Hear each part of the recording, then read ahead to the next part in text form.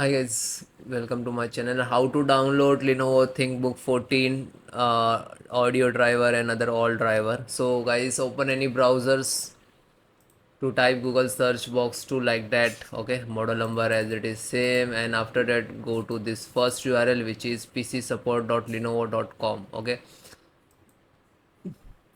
if you confusing about your model number, you just enter the serial number you can see and then click to search. After doing that, it will show automatically your system here.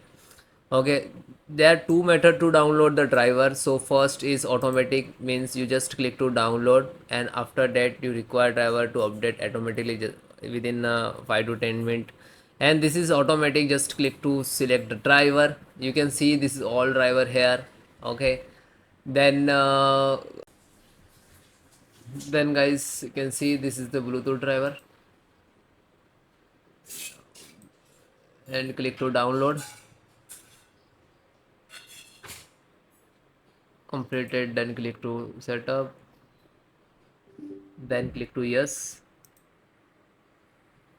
Okay, I accept, next, install, next, install, then finished, then restart your system.